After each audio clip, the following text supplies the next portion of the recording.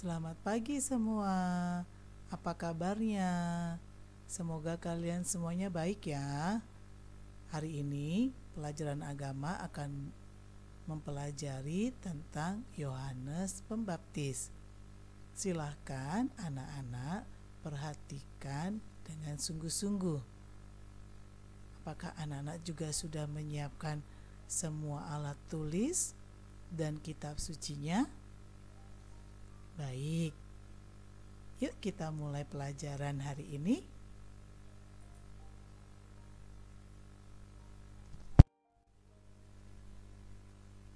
Setelah selesai belajar, Ibu terus berharap anak-anak dapat menjelaskan peranan Yohanes Pembaptis sebagai bentara Kristus atau pelayan Kristus. Yang kedua, anak-anak dapat menjelaskan tugas Yohanes Pembaptis berdasarkan Injil Lukas. Yang ketiga, anak-anak juga dapat menjelaskan sikap dan tindakan yang perlu dikembangkan agar Tuhan layak dan hadir dalam hidup sehari-hari seturut teladan Yohanes Pembaptis. Dan yang terakhir, yang keempat, anak-anak dapat menyusun doa memohon agar dapat bersikap rendah hati, jujur, dan sederhana seperti Yohanes Pembaptis. Ya, sebelum kita mulai belajar, ayo kita berdoa terlebih dahulu. Ambil sikap doa yang baik. Tutuplah mata, tundukkan kepala, dan kita akan membuat tanda kemenangan Kristus dalam nama Bapa dan Putra dan Roh Kudus. Amin.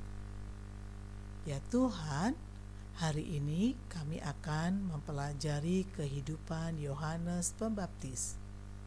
Bantulah kami agar mengetahui hal-hal yang telah dilakukannya untuk mempersiapkan kedatangan-Mu.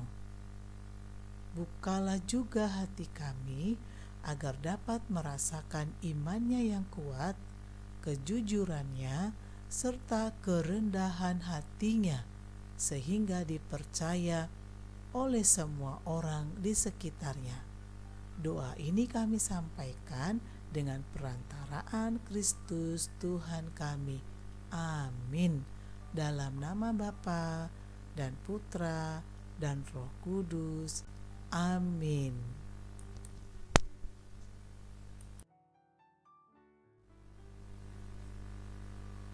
Nah, anak-anak sudah siap? Ibu tuh mau cerita nih.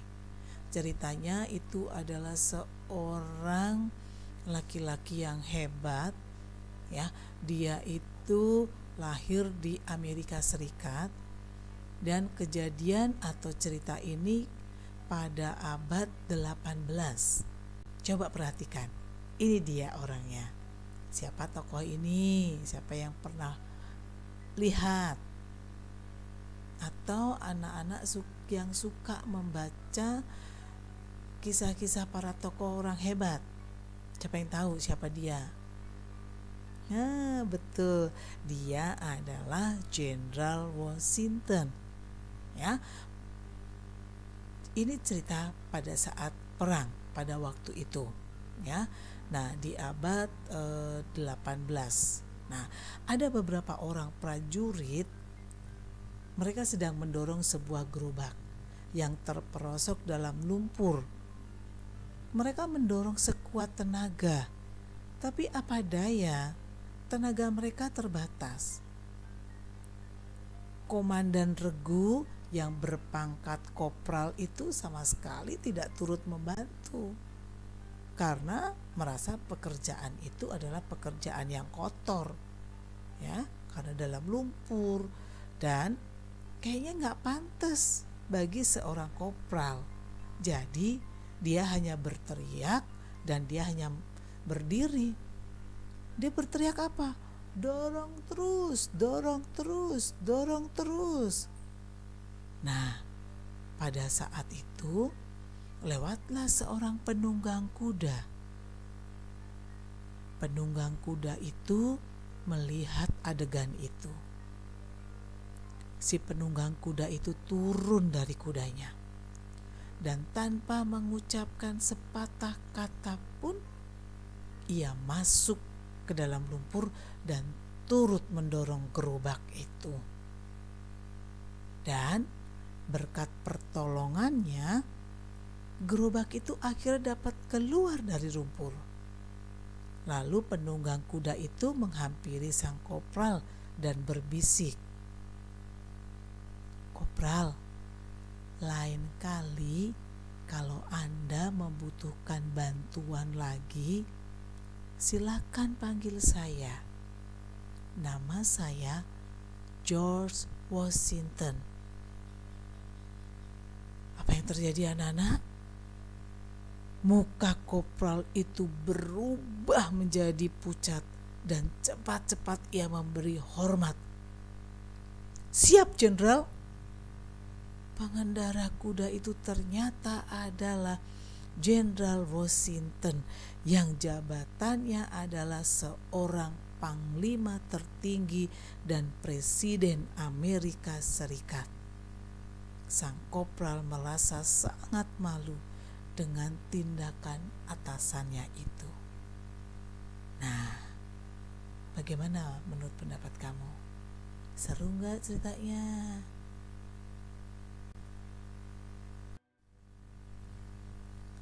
Setelah kalian semua mendengarkan cerita Ibu Tres, pasti ada yang bisa menjawab pertanyaan Ibu Tres. Ayo, siapa yang dapat menjawab pertanyaan Ibu Tres? Pertanyaannya ada 6. Ayo, satu-satu ya.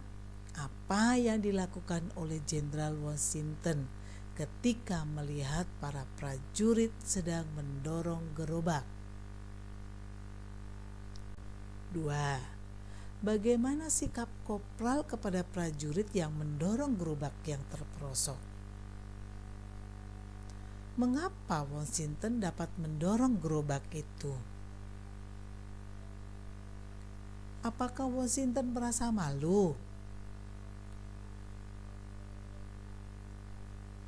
Sikap apa yang ditunjukkan oleh kopral? Nah, untuk kalian, apa pesan cerita di atas? Atau cerita tadi, apa sih pesannya untukmu?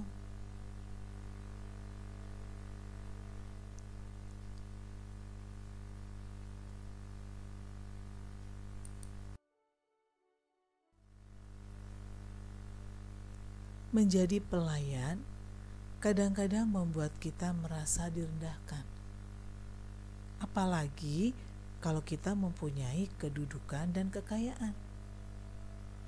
Melayani orang lain menjadi begitu sulit dilakukan. Namun, bila ada sikap rendah hati, kita pasti mau melayani orang lain. Nah, anak-anak, siapakah tokoh dalam kitab Perjanjian Baru yang menjadi pembuka jalan bagi kedatangan Yesus? Apakah tokoh ini seperti Jenderal Washington? Ataukah tokoh ini seperti kopral? Nah, anak-anak, kita mau lihat ya. Kita mau tahu lebih lanjut, mau tahu lebih banyak siapa sih tokoh ini? Apa yang dibuat? Oke, anak-anak silahkan lihat ya video berikut ini.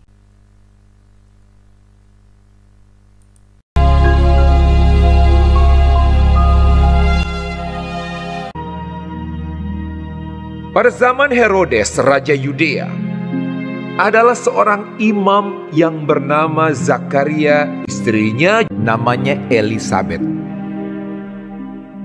Keduanya adalah benar di hadapan Allah dan hidup menurut segala perintah dan ketetapan Tuhan.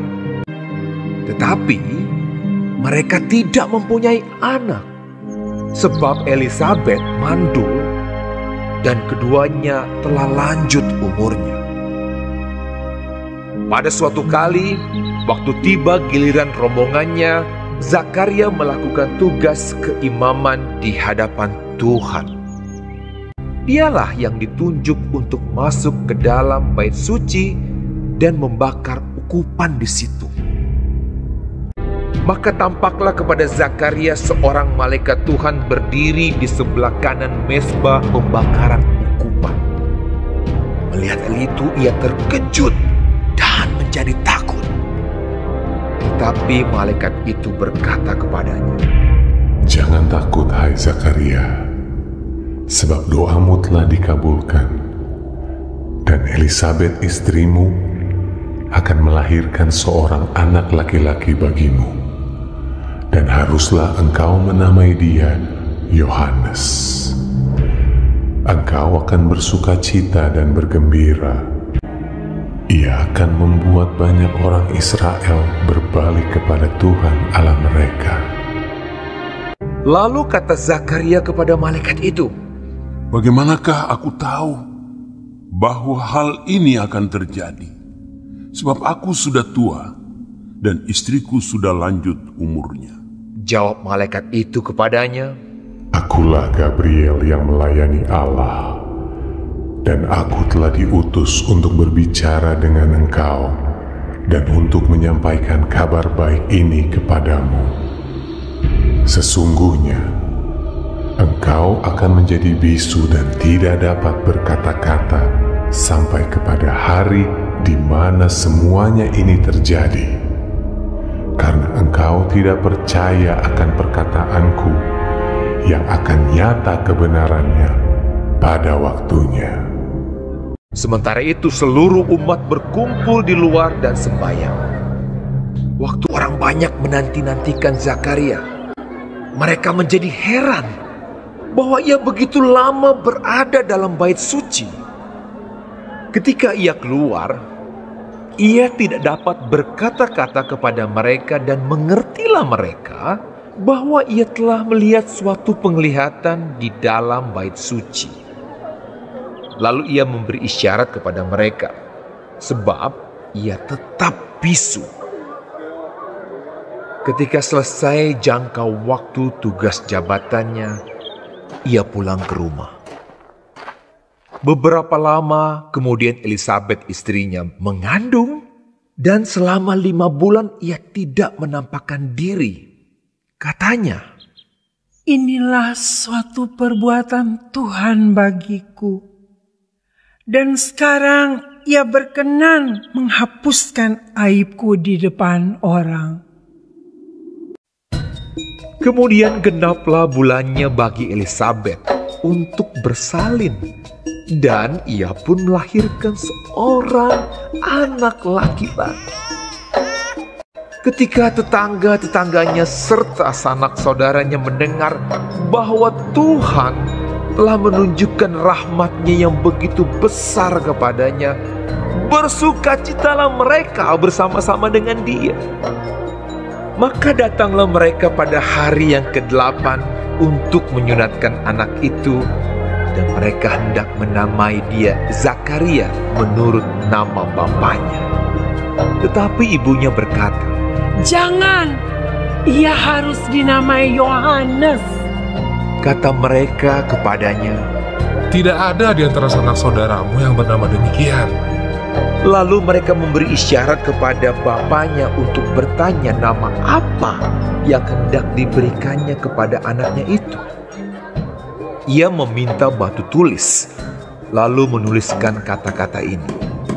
Namanya adalah Yohanes. Dan mereka pun heran semuanya. Dan seketika itu juga terbukalah mulutnya dan terlepaslah lidahnya. Lalu ia berkata-kata dan memuji Allah. Dan semua orang yang mendengarnya merenungkannya dan berkata, "Menjadi apakah anak ini nanti?" Sebab tangan Tuhan menyertai dia. Dan Zakaria ayahnya penuh dengan Roh Kudus lalu bernubuat. Katanya, "Terpujilah Tuhan Allah Israel, sebab ia melawat umatnya dan membawa kelepasan baginya. Dan engkau, hai anakku, akan disebut Nabi Allah yang Maha Tinggi, karena engkau akan berjalan mendahului Tuhan untuk mempersiapkan jalan baginya, untuk memberikan kepada umatnya pengertian akan keselamatan. Adapun anak itu bertambah besar dan makin kuat rohnya, dan ia tinggal di padang gurun sampai kepada hari ia harus menampakkan diri kepada Israel.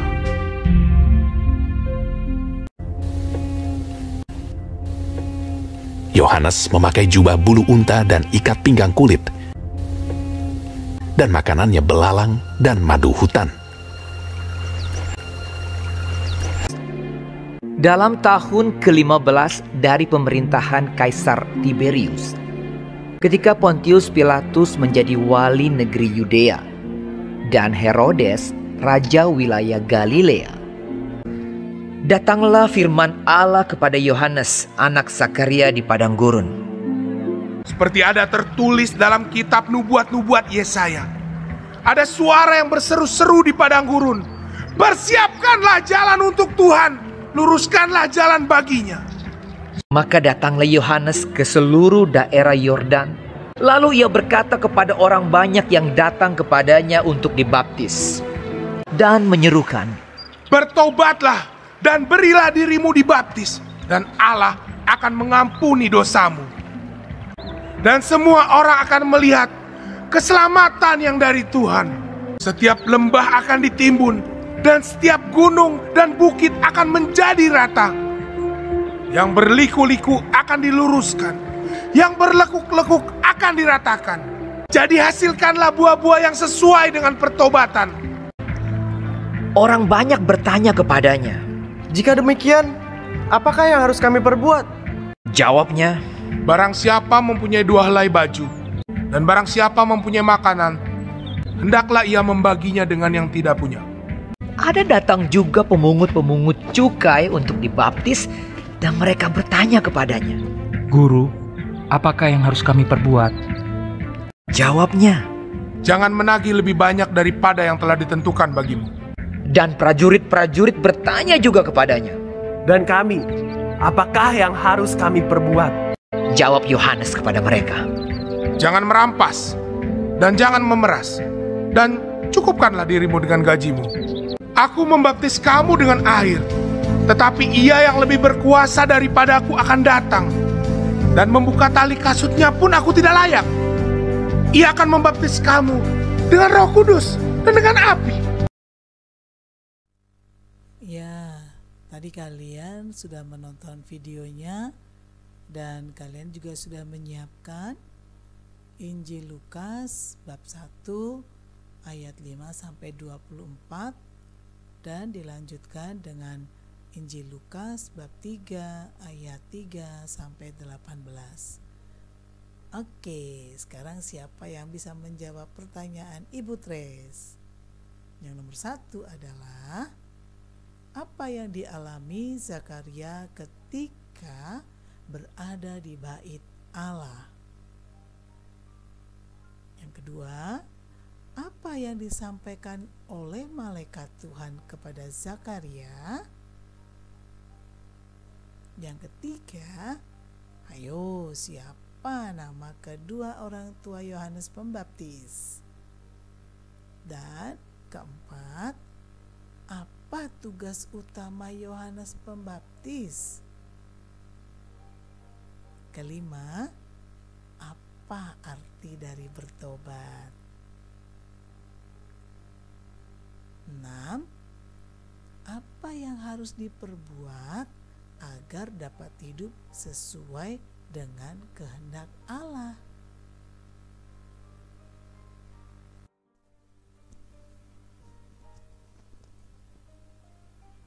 Setelah anak-anak tadi melihat video dan juga menjawab pertanyaan Ibu Tres, ada beberapa hal penting yang ingin Ibu Tres sampaikan dari kisah Yohanes Pembaptis. Yang pertama, Yohanes memiliki orang tua yang begitu menyayangi, yaitu Elisabet dan Zakaria. Yohanes dikenal sebagai sosok yang sederhana. Hidupnya diwarnai dengan puasa dan mati raga.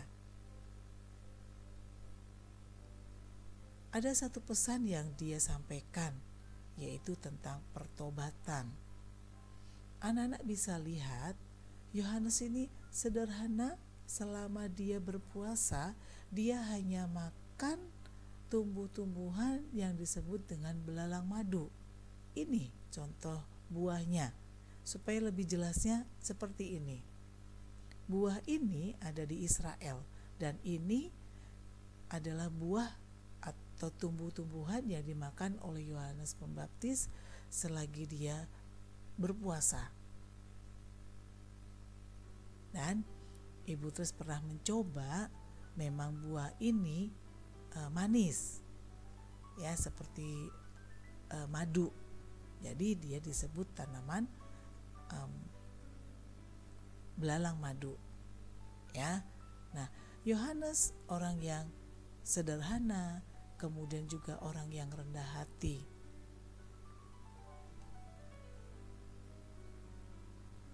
Yohanes lalu mengajak orang-orang untuk bertobat. Itu yang diserukan oleh Yohanes Pembaptis, ya. Seperti dikatakan dalam Lukas bab 3 ayat 9, bahwa di situ dikatakan seperti ini. Aku berkata kepadamu, Allah dapat menjadikan anak-anak bagi Abraham dari batu-batu ini. Kapak sudah tersedia pada pohon dan setiap pohon yang tidak menghasilkan buah yang baik akan ditebang dan dibuang ke dalam api. Nah, Yohanes mengajak semua orang untuk bertobat. Apa sih bertobat itu? Ya, bertobat itu adalah mengakui kalau diri salah, kemudian tidak melakukan kembali. Ya, berani. Yohanes berani mengajak orang untuk bertobat, memperbaiki kesalahan dengan perbuatan yang lebih baik lagi. Putra saya sudah buat baik.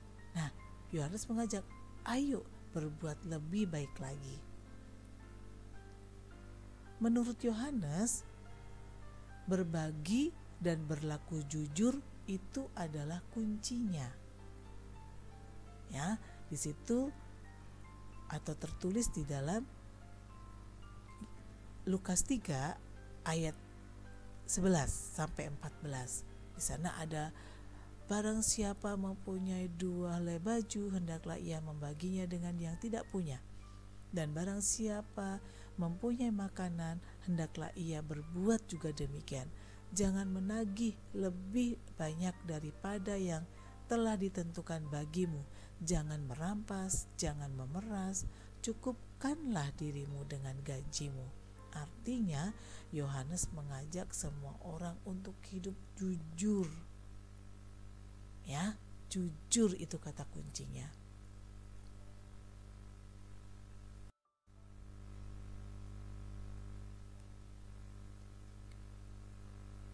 Sebagaimana layaknya seorang bentara atau pembantu raja, Yohanes pun dengan sadar mempersiapkan jalan bagi sang juru selamat. Dengan rendah hati ia mengatakan, "Aku membaptis kamu dengan air, tetapi ia yang lebih berkuasa daripadaku akan datang, dan membuka tali kasutnya pun aku tidak layak. Dia akan membaptis kamu dengan Roh Kudus dan dengan api." Anak-anak bisa baca dari Injil Lukas bab 3 ayat 16. Dan Yohanes pun membaptis Yesus. Yohanes membaptis Yesus di sungai Yordan.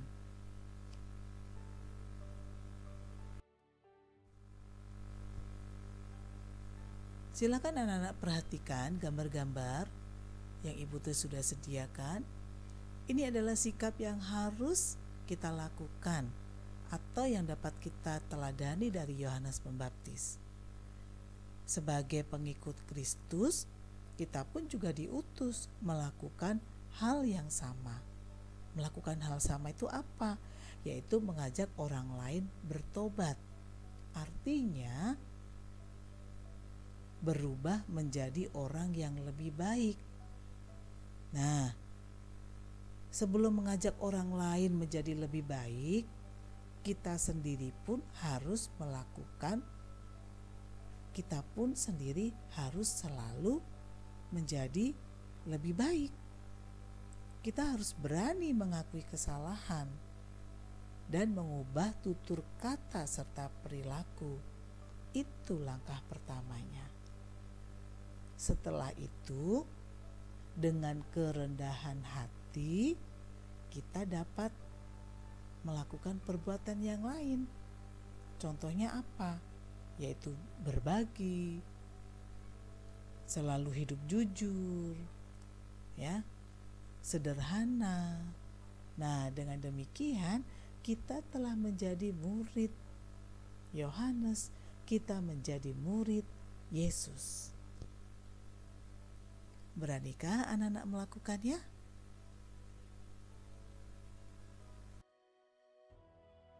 Nah, anak-anak, tadi anak-anak sudah belajar, ya. Hanya pesan dari Ibu Tres adalah, dan ini juga pesan dari Yohanes Pembaptis, yaitu bahwa semua orang harus meninggalkan perbuatan yang buruk dan mulai berbuat baik. Kita pun dituntut untuk melakukan hal yang sama, yaitu meninggalkan perbuatan-perbuatan kita yang buruk dan berbuat baik.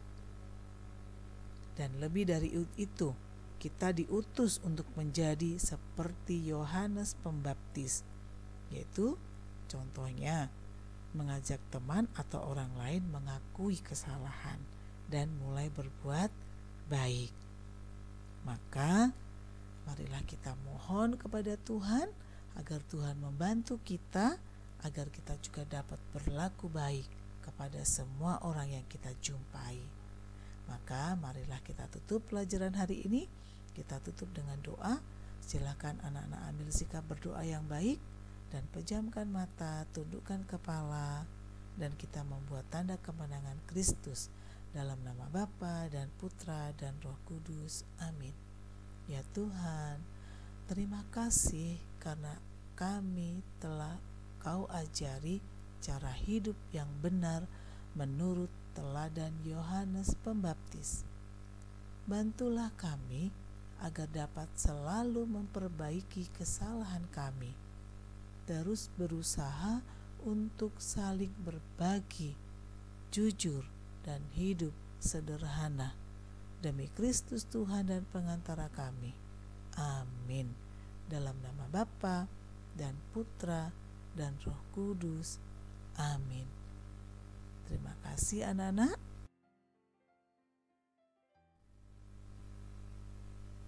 Tuhan memberkati.